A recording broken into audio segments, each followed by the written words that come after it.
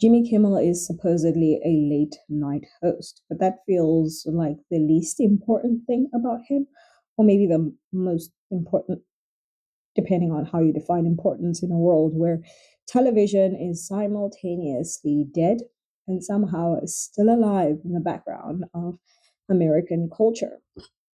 He started out as a radio personality, which in itself is confusing because radio was already fading even back then. Yet he leveraged that into Comedy Central shows like The Man Show and Win Ben Stein's Money. You could argue that those shows positioned him as a kind of prankster turned commentator, but whether that trajectory was intentional or accidental is anyone's guess. People will say that he's a comedian, but is he funny? That's pretty much harder to prove than you might think. Sometimes humor is biting, sometimes sentimental, and sometimes just plain awkward. He oscillates between being the class clown and grief stricken dad figure, and it's never quite clear which mask is authentic. So when people ask, who is Jimmy Kimmel? The correct but also incorrect answer is that he is a late night host who somehow became America's half serious conscious. Then again, his life story is riddled with contradictions. He's a Brooklyn born Catholic child raised in Las Vegas, which already sounds like a contradiction. East Coast roots with West Coast absurdity layered on top. His background in drawing and art somehow never became his career, but it sort of shapes the way his show embraces visual gags and stage stunts and odd juxtapositions. He has been married twice, has kids, and famously cried on live television over his son's heart condition, which turned him into somewhat of an advocate for healthcare reform. An unusual lane for a comedian who once launched pie fights for laughs. That single moment reframed him from an entertainer to quasi activist, yet it blurred the line between performance and genuine emotion.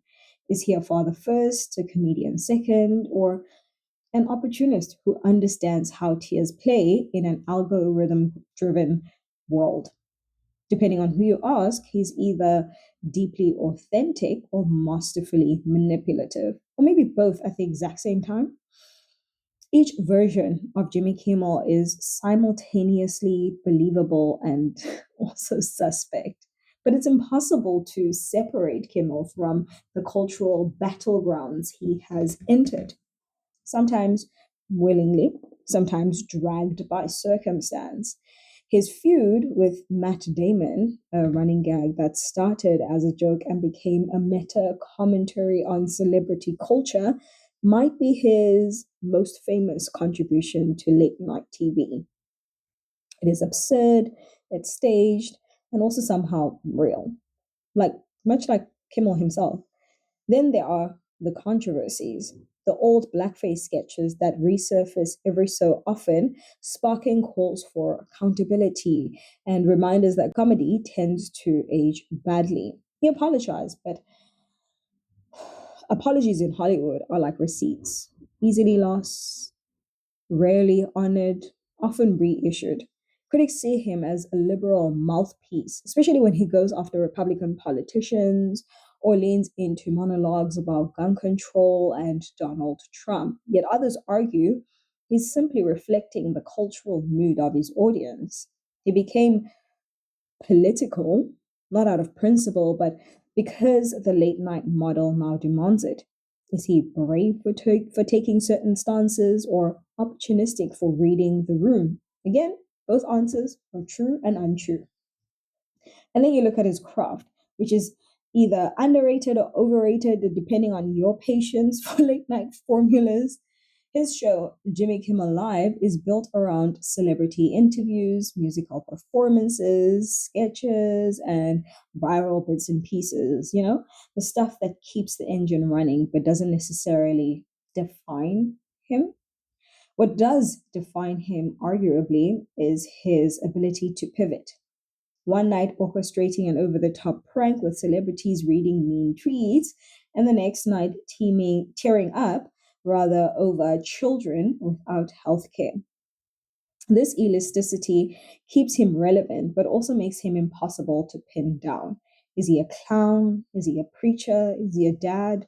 Or is he just a troll? Perhaps all at once, or none of the above. He plays the everyman, but the everyman does not host the Oscars or headline political debates in monologue form. He claims ordinariness, but his influence betrays it.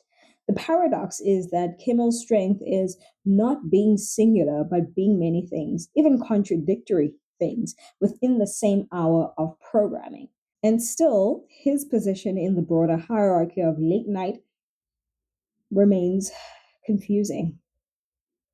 He's not as caustic as David Letterman, not as wide reaching as Jimmy Fallon, not as pointed as Stephen Colbert, yet he occupies a strange center ground that keeps him both relevant and forgettable.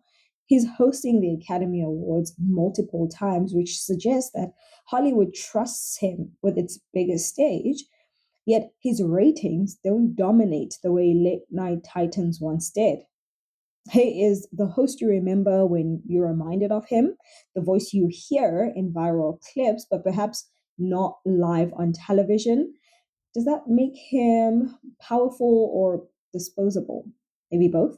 He has been at the center of controversies and accolades. He's been mocked, he's been praised, but somehow always remains afloat. The trick might be that Jimmy Kimmel doesn't need to define himself clearly because culture keeps doing it for him over and over and over again in conflicting ways. That's why when you try to describe him, you end up describing late night television itself, outdated yet necessary, silly yet serious, personal yet impersonal. So, who is Jimmy Kimmel really? He is the man who made his career on bathroom humor, yet also shaped national conversations about healthcare and politics. He's a prankster who cried on television. He is a critic of power who once trafficked tasteless skits. He is a cultural middleman, a placeholder, a lightning rod, and a mirror all at once. He is 10 things disguised as 50 things because every facet leads to another, and each version cancels the other one out. To know Jimmy Kimmel is to admit that he's both insignificant and unavoidable, both authentic and performative, both silly and serious, both the joke and the punchline, which leaves us here, circling endlessly, whether Jimmy Kimmel is a comedian who stumbled into politics or a politician trapped in the body of a comedian, and whether at this point he even knows the difference.